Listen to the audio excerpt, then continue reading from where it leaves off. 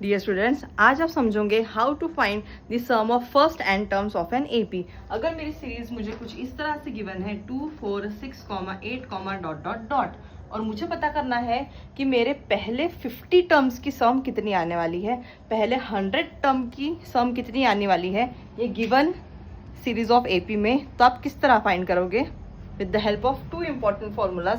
सो उसमें का पहला फॉर्मूला हमारा कुछ इस तरह से है, S one is equals to n upon 2 in the bracket 2a plus n minus 1 into d. जो गिवन सीरीज रहेंगी उससे फर्स्ट टर्म कॉमन डिफरेंस तो इजीली निकल जाएगा आपसे, और जितनी टर्म्स की आपको सम बोली है फाइंड करने के लिए, यानी कि मुझे बोले यहाँ पे कि S16 की वैल्यू निकालो, n की वैल्यू क्या हो गई यहाँ पे 16, तो यहाँ पे n को हम रिप्लेस कर देंगे 16 से।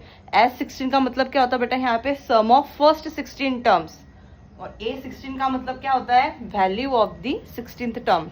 ठीक है, दोनों में डिफरेंस है। S16 यानी कि पहले 16 टर्म्स की सम, A16 यानी कि 16th टर्म की वैल्यू। देखो पहले जो 2-4 टर्म्स की सम आप इजीली निकाल सकते हैं। पहले 2 टर्म्स की सम 2 + 4 हो गया 6, पहले 3 टर्म्स की सम 2 + 4 + 6 कितना हो गया 12।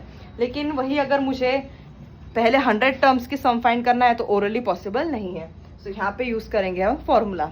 अब जो हमारा सेकंड फॉर्मूला है वो कुछ इस तरह से बनेगा, जो ये 2a है इसको आप लिख सकते हैं a plus n minus 1 into D. अब ये a plus n minus 1 into D हमारा किसका फॉर्मूला है, वैल्यू ऑफ द टर्म का। सो a प्लस यहाँ पे क्या आ जाएगा बेटा आपका an को ही आप l स्मॉल l से भी लिख सकते हैं, an is equivalent to small l।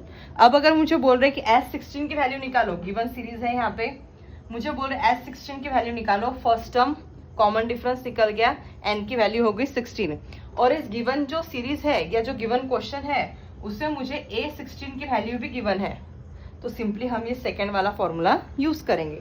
अगर यहाँ S16 की वैल्यू निकालने के लिए बोली है तो यहाँ पे A16 ही रहना चाहिए, ऐसा नहीं कि यहाँ S16 है यहाँ पे A15 आ जाएगा, वैसा चलेगा नहीं।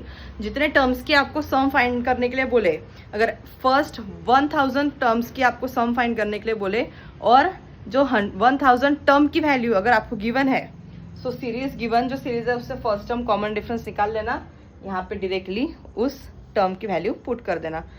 फर्स्ट वाले फॉर्मूला से भी आंसर आ ही जाएगा, लेकिन जो सेकंड वाला है अगर आपके पास में value of the term given है तो थोड़ा कैलकुलेशन यहाँ पे हमारा इजी हो जाएगा। ओके, सो दोनों भी फॉर्मूलाज हमारे लिए इंपॉर्टेंट है। एग्जरसाइज में हमारे दोनों भी फॉर्मूलाज के पे डिपेंड क्वेश्चन हमें मिलेंगे। ओके, सिमिलर रहना चाहिए, यहाँ का n यहाँ का n। ओके।